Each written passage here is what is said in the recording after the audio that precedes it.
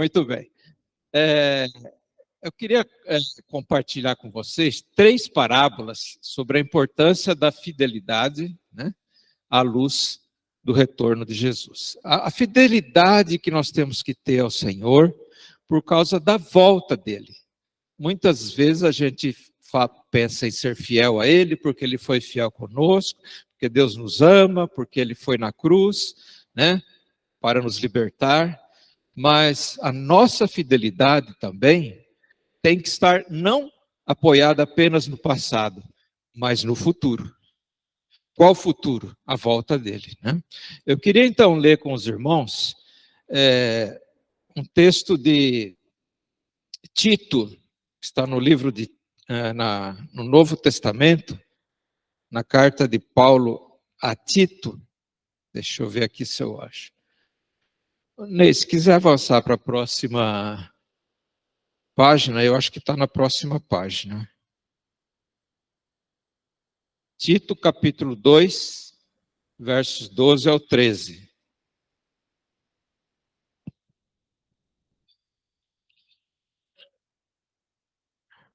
O Senhor diz assim, através do apóstolo Paulo,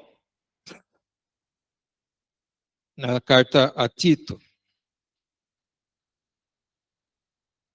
a partir do verso 11: porque a graça de Deus se há manifestado, trazendo salvação a todos os homens, ensinando-nos que, renunciando à impiedade e a concupiscências mundanas, vivamos neste presente século, sóbria e justa e piamente, aguardando a bem-aventurada esperança e o aparecimento da glória do grande Deus e nosso Senhor Jesus Cristo, o qual se deu a si mesmo por nós para nos remir de toda iniquidade e purificar para si um povo seu especial, zeloso de boas obras.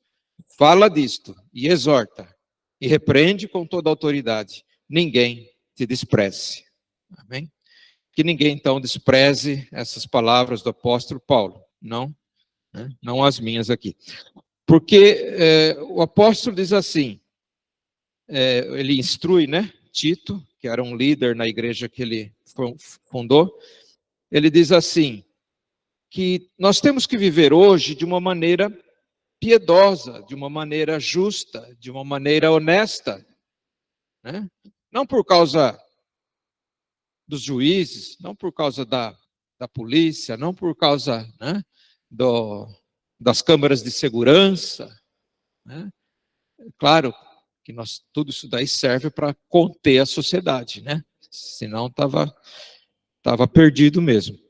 Mas para os cristãos, a instrução não é viver justo, piedoso, honesto, por causa destas coisas. Hoje nós temos que viver de uma maneira exemplar, de uma maneira acima de qualquer lisura, por causa da esperança do aparecimento da glória do grande Deus, o nosso Senhor Jesus Cristo. Amém? Ele virá, ele voltará. E essa volta dele é porque, não é que ele não terminou a obra dele, mas é porque ele tem um reino dele para ser implantado.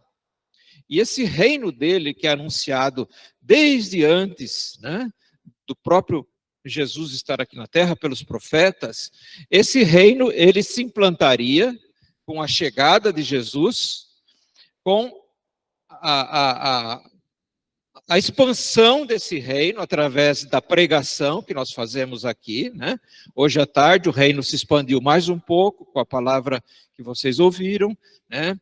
E assim vai continuar expandindo. Então Jesus trouxe o reino, nós estamos expandindo o reino, mas ele voltará para consolidar o seu reino, aonde ele vai julgar com justiça todos aqueles que creram nele e todos aqueles que não creram nele. E ele reinará para todo sempre, dando aos justos, aos teus, o governo e a glória para o reino de Deus Pai. Amém?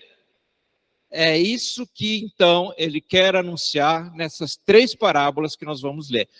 As parábolas dos 2 servos, das 10 virgens e dos talentos. Essas parábolas falam, então, da importância da fidelidade, né, à luz da volta dele. Essas parábolas, elas estão no Evangelho de Mateus. O Evangelho de Mateus, ele é muito bem organizado. Mateus escreve para os judeus eram excelentes nisso.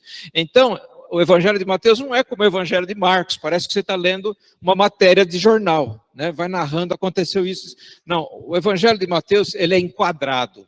Ele não quadrado, ele é enquadrado, ele é emoldurado. Ele tem lá a chegada de Jesus ao mundo, a sua provação no capítulo 4, né? Ele é provado por Satanás, ele desce, recebe o batismo do Espírito Santo, é anunciado ao mundo pelo Pai.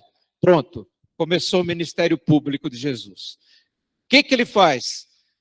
Mateus coloca o Sermão do Monte no início, porque o Sermão do Monte reflete quem é Jesus e quem é o cristão, e quem é aquele que segue a Jesus. Então, tudo aquilo que o Senhor fará no Evangelho de Mateus está iluminado pelo Sermão do Monte. O Sermão do Monte é uma luz que mostra o caminho que Jesus vai andar. O Sermão do Monte tem apenas uma parábola, que é aquela que está no final quase do sermão, que fala da construção, daquela pessoa que constrói a sua casa sobre a areia, que é uma pessoa louca, e daquela que constrói sobre a rocha, que é uma pessoa sábia, comparando a rocha com a palavra de Deus. Apenas essa parábola. Mas os últimos capítulos, a outra parte da moldura, é o Sermão do Monte das Oliveiras, que está no capítulo 4 e 25 de Mateus. Este sermão, ele é recheado de parábolas. E ele é uma resposta à pergunta que os discípulos fizeram a Cristo: quando acontecerá a tua volta? Porque ele diz que ele voltaria, né? Que ele viria a implantar o seu reino. Porque os judeus esperavam o Messias, o Messiá, e que o Messias viesse e destronasse o imperador, o Império Romano, e o Messias fizesse com os judeus um governo único no mundo e governasse toda a terra. Mas quando os judeus começaram a perceber que Jesus não era nada disso que eles estavam esperando, ou seja, ele era muito mais, porque ele disse que o reino dele não é deste mundo, isso frustrou eles. Então, eles começaram a colocar a multidão contra Jesus, a colocar todo o governo do império contra Jesus, né, para que eles dessem um fim nele e eles continuassem a governar, religiosamente, até politicamente. Mas quando Jesus, então, diz que ele vai voltar para implantar o reino dele, isso faz tremer as bases da religiosidade, né? Espera aí, ele não pode reinar, ele não pode governar. Esse homem, ele faz as coisas pelo amor e não pela força. Ele faz as coisas com misericórdia e não com esse peso que a gente coloca através das leis. Então, tudo isso daí era o clima do Sermão do Monte das Oliveiras.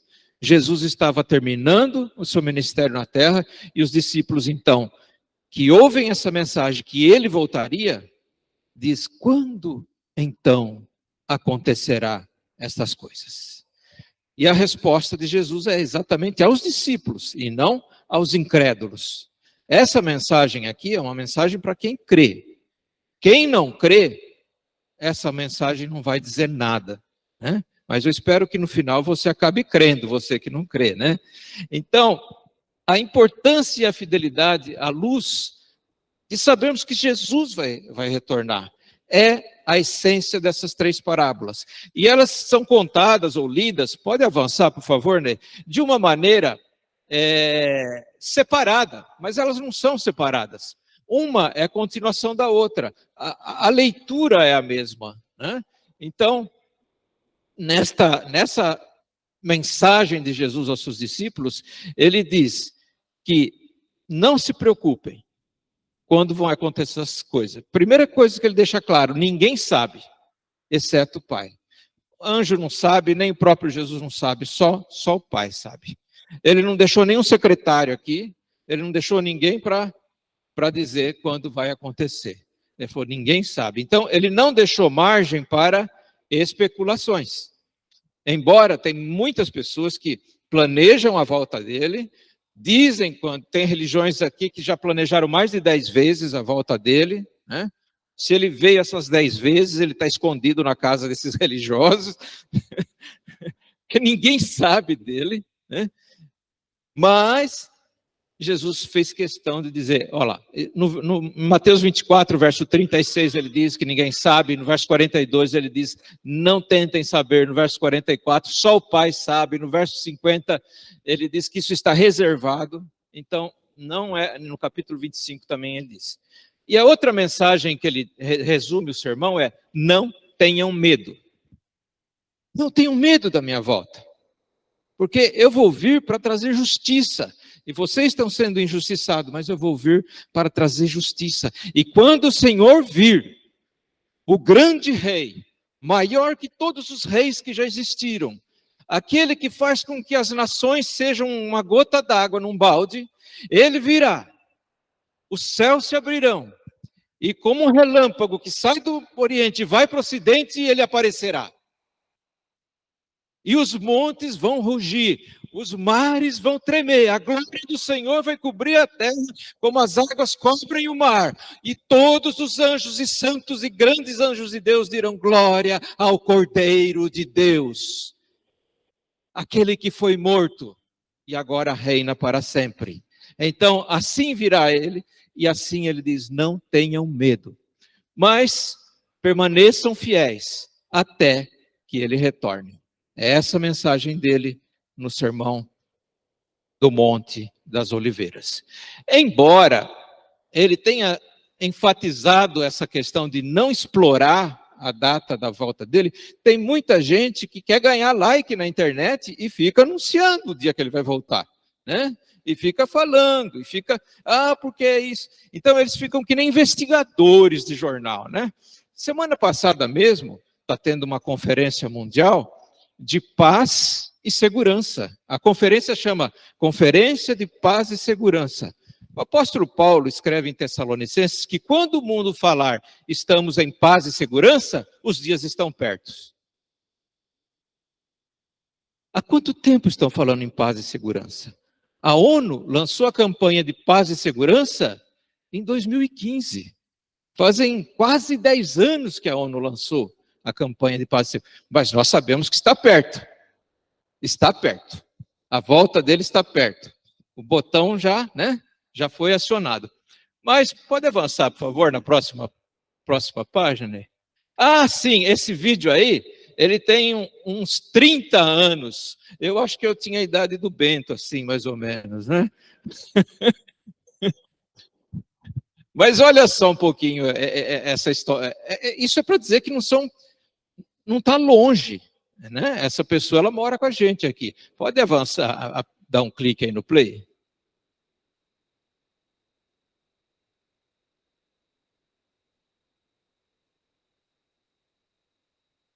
Será que a internet vai ajudar? Na noite de Shabat, Jesus Cristo estará voltando. Amado, não tem problema. Se eu puder, o que a nossa irmã aqui, Valnice, está fazendo? Ela está em 1990, se eu não me engano. Muito estudo e muita revelação que ela teve.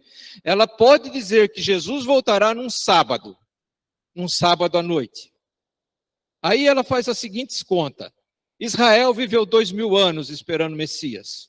O Messias veio e faz 2000 anos. Antes de Israel, Abraão foi primeiro povo que Deus chamou, mais 2000 anos. Então ela diz, a igreja vive há 2000 anos. Nós não vamos viver mais um milênio, ela diz, porque Jesus disse que esta geração não passará. Pronto. Jesus disse isso. Mas que conta que ela faz para dizer isso? Ela pega o dia em que Israel foi estabelecido, em 1967, em agosto de 1967, uma geração equivale a 40 anos, né? Pelo menos no Novo Testamento. Aí ela soma 40 anos em 1967, que vai dar 2007. Então, Jesus voltaria num sábado à noite, porque ela é sabatista, em 2007. Está escondido lá na casa dela também. Eu não vi, ninguém viu ainda. Mas se alguém depois quiser esse vídeo, eu passo. Pode avançar, por favor, né? Respeitosa, viu, gente? Assim, ela só não respeitou o que Jesus disse, né? Mas é uma pessoa, mas é uma autoridade respeitada. Mas o que Jesus disse, ela passou por cima.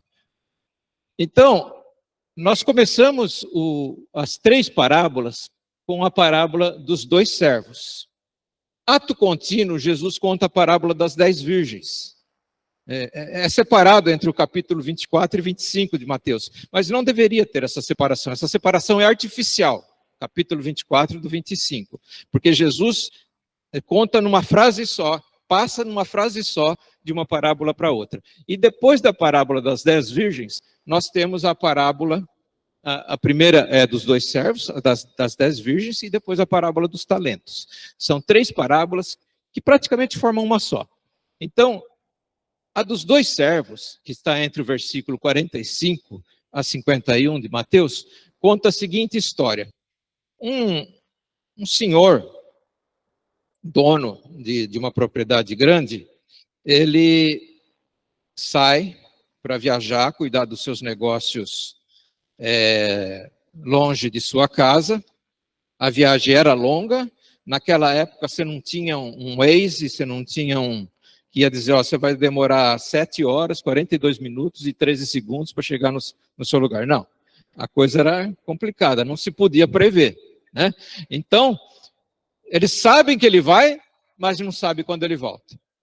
Então, ele diz lá no seguinte para os seus 2 servos. Para um e para o outro, ele diz o mesmo. Olha, vocês cuidam da propriedade aqui, cuidam dos bichos, cuidam das pessoas, façam um bom trabalho, porque eu não sei quando eu vou voltar.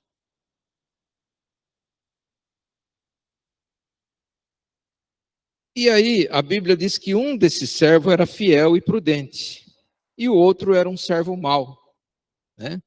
Então, o Senhor diz assim, bem-aventurado, ou seja, eu vou abençoar o servo, né, que quando eu voltar, achar servindo bem, né? E aí ele diz, mas se um de vocês forem maus, e dizer, o Senhor virá tarde, eu não sei quando ele vai, e começar a espancar os seus conservos, e a comer e a beber com os ébrios, virá o Senhor daquele servo num dia em que não espera, e a hora em que ele não sabe, e esperá-lo-á, e destinará a sua parte com os hipócritas, ali haverá pranto e ranger de dentes. E foi o que aconteceu. O servo, quando ele volta, o servo bom e prudente, cuidou muito bem de todos. Todos estavam se sentindo cuidados, talvez até melhor do que o próprio servo. É claro que nessa parábola, o Senhor aqui, que sai, né, para viagem, é o próprio Cristo, é o próprio Filho do Homem, né? No verso 44, que antecede, ó um gancho aqui, um gancho segurando essa parábola, o versículo anterior. Por isso estáis vós apercebidos também, porque o Filho do Homem há de vir a hora em que não penseis. Quem é, pois, o servo fiel? Notem, ele não fez separação. Ele pegou e continuou falando. E aí, quando ele volta, acontece que o servo mau, ele fala, bom, aí ele saiu, né? Como se diz, saiu do armário. Ele mostrou toda a falta de escrúpulo dele. Ele tratou mal as pessoas, não fez nada, deixou animal morrer, enfim. E o servo bom cuidou das coisas do Senhor. E o Senhor, então, deixou claro que o servo bom receberia recompensas eternas. E o servo mau seria punido. As recompensas eternas é o verdadeiro céu. É o verdadeiro céu que Deus preparou para nós no céu. Eu estou saindo de uma dengue, eu queria ir para o céu, agora já não quero mais, já estou me sentindo bem aqui. Mas eu não aguentava ficar aqui, né? Mas agora já não quero mais, mudei de ideia. Mas eu sei que o Senhor tem o seu dia para me levar. Agora, o servo mau, qual é o problema do servo mau? Ele não crê no seu Senhor. O que o Senhor disse? Eu vou, mas vou voltar. Ele não creu que o Senhor ia voltar. Então ele começa a espancar, ele começa a maltratar, ele começa a fazer tudo como se o Senhor não tivesse dito nada. Ele não é um servo mau, ele é um incrédulo. Ele não é um crente. Ele é um ímpio que se mistura no meio dos servos bons e louva, e chora, e enfim, né? Todo mundo fala, que bênção, mas ele não crê que o Senhor vai voltar. E quando você não crê que o Senhor não vai voltar, você é um incrédulo, uma incrédula. E a volta dele é iminente. Pode acontecer daqui a pouco. E o que Jesus diz que se fará com esse servo? Ele será lançado nas trevas exteriores, aonde há choro e ranger de dente, e estará lá com os hipócritas. Lá em Mateus capítulo 8, no meio do Sermão do Monte, Jesus diz aos fariseus que eles iam bater na porta lá e iam dizer, mestre, nós expulsamos demônio em teu nome, mestre, nós curamos em teu nome. Ele vai dizer, apartai-vos de mim, eu não vos conheço, vocês são hipócritas. O hipócrita, ele puxa a fila do inferno. O hipócrita é aquele que faz que é, mas não é. Misericórdia. Então, este servo, ele era um hipócrita. Seguindo, bom, eu não quero ler todos os versos, eu destaquei lá em amarelo João 3,18, porque o que Jesus diz em João 3? É aquele diálogo com o famoso Nicodemos. Jesus diz, quem não crê, o quê? Complete para mim. Quem não crê? Crê. Quem não crê, está condenado. João 3,18. Eu sei que você sabia, só ficou com vergonha, né? João 3,18. Quem não crê já está condenado. Ou seja, todos já nascem condenados. Quando que você sai da fila da morte? Do corredor da morte? Quando crê que Jesus Cristo é o Messias. Que Ele é o que tira o teu pecado. Que Ele é que te escreve seu nome no livro da vida. Que Ele morreu no teu lugar. Que você não pode fazer nada, absolutamente nada por você. Só Ele. E quem não crê nisso e não se arrepende e não se vê como um pecador, não crê em Jesus. E não crê em Jesus, muito menos na volta dele. E é triste, né? Saber que está cheio, né? O mundo está cheio desses. 2 Pedro capítulo 3, verso 4, também o apóstolo Pedro diz, olha, não sejam como este que dizem que Cristo não vai voltar. Vocês estão aí provocando, dizendo para nós aí, e o seu Cristo não voltou ainda?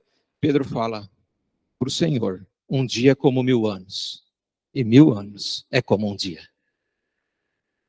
Fiquem frio, ele vai voltar. Ele só tem misericórdia para que aqueles que hão de ser salvos ainda sejam alcançados. Por isso que ele não voltou ainda. Por favor, Ney, a próxima. Então, eu queria sim pegar um texto de Tito, que nós já lemos no início, e mostrar para você, e mostrar para mim, para os anjos, que a mesma graça que nos salvou lá na cruz, nos ensina a renunciar à impiedade, às paixões mundanas, a viver de maneira sensata, justa e piedosa nessa era presente, enquanto aguardamos a bendita esperança, a gloriosa manifestação de nosso grande Deus e Salvador Jesus Cristo. Uma salva de palmas ao Senhor. Aleluia. Não é pela câmera que está dizendo, sorria, você está sendo filmado. Não. É porque nós aguardamos a volta dele. Não se esconda do patrão. Não minta. Não cobice as coisas do próximo. Ame teu pai e tua mãe. Porque o nosso Senhor voltará. E é por causa dessa volta que eu quero viver dessa maneira, justo, piedosamente, com sensatez, com coerência, não sendo um fora de casa e outro lá dentro de casa. Né? Então, esta volta iminente do Senhor, né? Pode ser que a gente ouça um estrondo hoje, ou daqui 1000 anos, não sei, mas virá. A próxima, por favor. As 10 virgens. Jesus termina assim, de contar a parábola dos 2 servos e diz: então, o reino dos céus, mais uma vez, parábolas, são 42 parábolas que Jesus contou, tá? Eu só vou passar por 3 aqui. E o propósito dessas parábolas não é tornar a leitura mais agradável, mais figurada, né, mais imaginativa. Não, não é isso. A parábola era contada porque foi profetizado que Jesus falaria em parábolas, para que aqueles que não querem ouvir, não ouçam. E aqueles que não querem enxergar, não enxerguem. A parábola é um mistério. A parábola, ela é trazida dos céus, de uma caixa em que Deus não abriu nem para os profetas, mas Ele abriu para nós, os pequenos, do reino de Deus. Amém? Então, aqui está mais uma parábola, né, dentre essas 42, em que ele vai anunciar mais uma parte do reino, porque a ideia que se tinha do reino era totalmente confusa. A ideia que eu tenho do que é um DNA é a mesma que eles tinham do que é o reino de Deus. Eu não entendo nada de DNA, né? Mas Jesus revela a nós o reino de Deus. E a parábola das 10 virgens vai mostrar que não devemos supor que Cristo vai adiar sua volta. As virgens, elas têm que estar preparadas para qualquer momento. Essa parábola é muito conhecida também. Eu nem vou, assim, ler ela, mas, assim, só para a gente saber que havia 10 virgens. Qual que era o papel dessas 10 virgens? Elas eram... Sabe essas crianças que entram no casamento, na fila, lá na frente, vai jogando rosinha, aquelas coisas, gracinha, uma graça mesmo, né? As virgens, nessa época dos casamentos em Jesus, elas tinham a função de iluminar o noivo. Elas carregavam um recipiente com óleo, com uma chama, e elas iluminavam o noivo. O papel delas era iluminar o noivo. E o noivo aqui nessa parábola é Jesus Cristo. Né? Então, elas tinham que iluminar o noivo. E ele contratou 10 para fazer isso. Marcou a hora do casamento. O casamento normalmente era à noite, né? Por conta do próprio clima, tudo ficava mais agradável. Só que acontece alguma coisa que esse noivo se atrasa. E aqui a Bíblia diz que tinha 5 virgens, que elas eram prudentes. Mas 5, a minha tradução diz que elas eram loucas, imprudentes. Por quê? Porque as 5 prudentes trouxeram a lâmpada, mais um óleo de sobra, caso atrasasse. As outras trouxeram só o essencial. O que aconteceu? Com o atraso, as que ficaram sem o óleo não puderam entrar na festa. O noivo chegou, todo mundo se alegrou, as virgens prudentes entraram, e as que não tinham óleo batiam na porta, deixa a gente entrar. A resposta é severa. A resposta é cortante. A resposta dele é assim: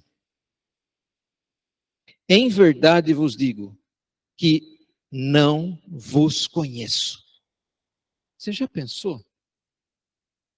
ouvir isso. Por quê? Porque a única função delas era iluminar o noivo. Se elas não se preocuparem em iluminar o noivo, elas não eram dignas dele. Então ele diz: eu não conheço vocês. E elas foram lançadas também nas trevas exteriores.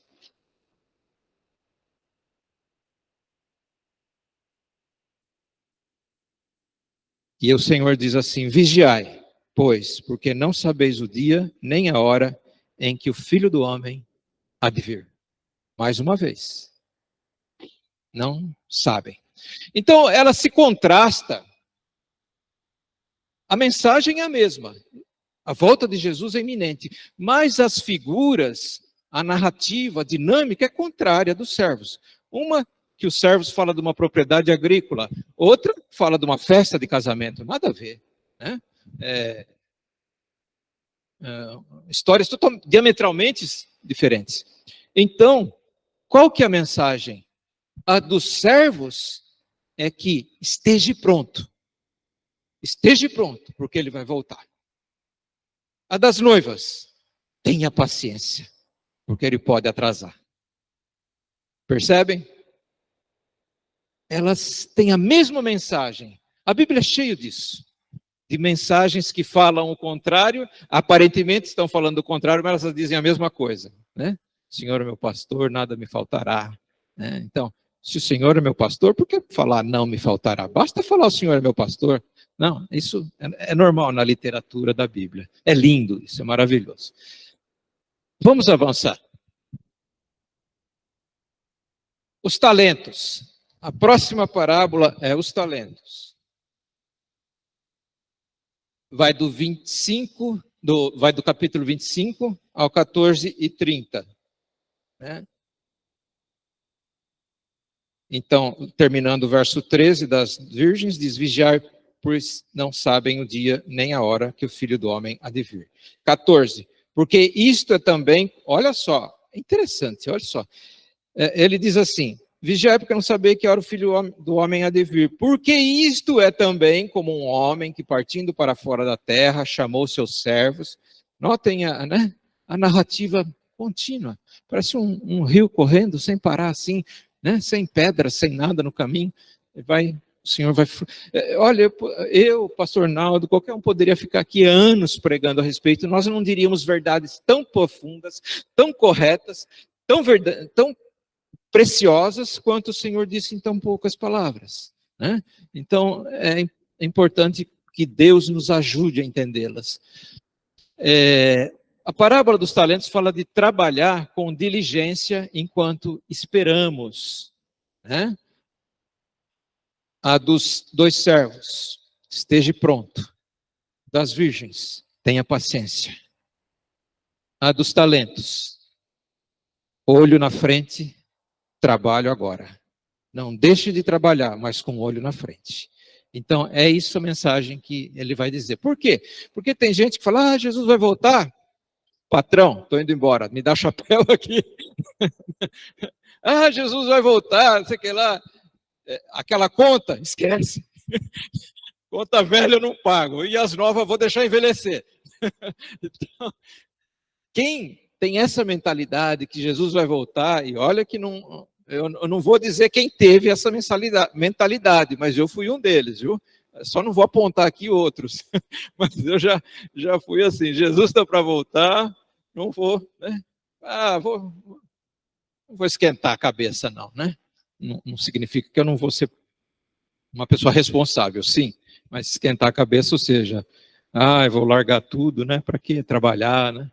Então, o cristão fiel, ele tem que continuar a trabalhar.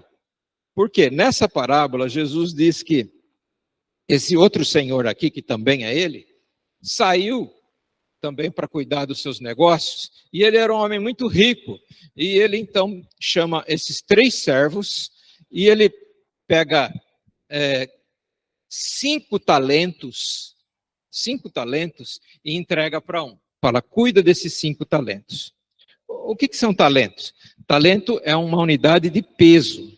talento pesa 34, 35 quilos, mais ou menos. Então, imagine 35 quilos de ouro vezes 5. Né? Quanto que dá isso? 150, 180 quilos de ouro. Era dinheiro, era muito dinheiro. Né? Só para vocês terem uma ideia, a menorá que Moisés mandou construir e pôs lá no... Como chama aquela tenda lá? Tabernáculo. Aquela lâmpada de 7 braços, né? Ela pesava 1 talento de ouro, um só. E é uma riqueza. E o Senhor entrega 5 talentos para um. Essa palavra talento, ela não significa, aqui no contexto, habilidade para fazer alguma coisa, né? Habilidade para dançar aqui nessas crianças, para pular. Mas a palavra talento que nós usamos hoje para associar a habilidade, vem dessa palavra talento aqui, da parábola, tá? Mas nesse contexto ela significa dinheiro. Então, o Senhor entregou uma quantidade em dinheiro para um servo, para o outro entregou 2 talentos, e para o outro entregou 1 talento. Por que ele fez isso? Por que ele não deu igual? Porque Jesus disse que ele deu conforme a capacidade de cada um. Então, ele não deu 5 para todos, por quê?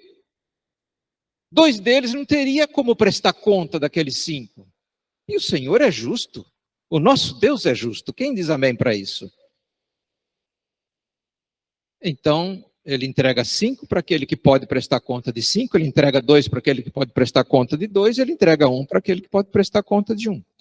Quando ele volta, o que acontece? Enquanto ele estava fora, assim que ele entregou os talentos e preparou a sua comitiva para ir embora, o que recebeu 5 saiu imediatamente negociar. O que recebeu 2 foi atrás. E eles ficaram negociando, conseguiram dobrar, né, os seus talentos. Mas o que recebeu 1, não fez isso. Ali ele então falou, olha, como ele não falou quando ele vai voltar, vou fazer o seguinte, eu vou, assim, agora, exercitar meu lado preguiçoso. Vou exercitar agora a minha vida de turista. E viveu, né, todo sem compromisso, shortão, para lá, para cá, nada, e os outros lá trabalhando. O que aconteceu? O Senhor voltou. Vão prestar conta. O que ganhou 5, devolveu 5. Ele disse, muito bom, servo, né? Fosse fiel, vai receber a sua recompensa. O que recebeu 2, devolveu 4, né? Multiplicou. Ele recebeu o mesmo louvor daquele que recebeu 5. Portanto, o Senhor olha o trabalho, não o resultado. Quantas pessoas ficam doidas para apresentar resultados? Batizei tantos durante o ano. Fiz 42 visitas num fim de semana. Né? Isso são resultados, não é trabalho. O Senhor olha quem está trabalhando. Não importa, mas Ele está olhando lá para frente. O Senhor vai voltar. O Senhor vai voltar. Eu preciso orar, eu preciso ganhar almas, eu preciso conhecer o Senhor na sua palavra, eu preciso ter comunhão com os irmãos que estão fracos na fé e levantá-los, porque quando eu também estiver caído, eles vão me levantar.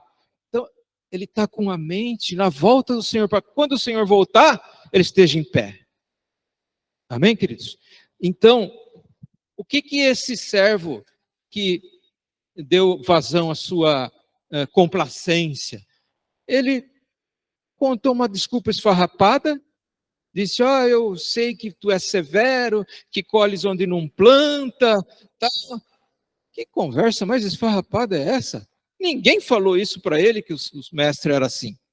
Ele, com isso, ele apenas aumentou a punição dele. Porque o Senhor falou, se você sabe que eu sou assim, por que você não fez nada? Né? Seu preguiçoso. Né? Então, o Senhor lança ele aonde? Lá onde estão as 10 virgens, as 5 virgens. Lá onde está o servo mau, lá onde estão os hipócritas. Por quê? Porque este também não acreditou que o Senhor voltaria. E ele está voltando. E ele está voltando. Creia em Jesus Cristo, pelo amor de Deus, para que você não vá para o inferno quando não há mais tempo de se arrepender. Arrependa-se agora. Né? Arrependei-vos. O evangelho começa assim, arrependei-vos. A escola bíblica nossa vai começar domingo semana que vem, e o tema é arrependimento, arrependei-vos. Arrependimento é a porta de entrada dos céus. Amém? Então, ele também foi um servo incrédulo. Então, o atraso do Senhor só reforçou a preguiça dele. Né? E ele não se preparou para a volta, enquanto os dois primeiros se dedicaram com responsabilidade por não saberem quando o mestre volta. Já que o mestre não falou quando vai voltar, vamos trabalhar, gente. Vamos trabalhar. Né? Quem falava, vamos trabalhar, eu sou o Nishimura, né? A conversa ia longe, ele falava, vamos trabalhar, vamos trabalhar. Foram honrados por sua fidelidade, não pelo lucro, mas de acordo com o seu próprio trabalho. A próxima página, por favor, nós estamos encerrando. Então, o que nós temos aqui? Quem são os incrédulos? É o servo mau, são as virgens imprudentes e é o servo infiel. O que aconteceu com eles? O que acontece com o incrédulo? Ele é pego de surpresa. A infidelidade fica clara. Né? É que nem quando você abre uma gaveta, aquelas baratas lá que se esconder, né? Mas agora não tem jeito. Agora foi aberta a gaveta ali, eles não tiveram para onde correr. Né? Então, a infidelidade deles foi exposta. Tanto das noivas imprudentes, quanto do servo mau, quanto do servo que recebeu um talento. A culpa não pôde ser encoberta. Nenhum teve como se desculpar. As virgens, mas o senhor atrasou. Eu falei quando eu vinha. Né? Por que aquelas lá têm óleo agora? Vocês não têm desculpa. Nós não temos desculpa. Fala para o seu irmão, você não tem desculpa.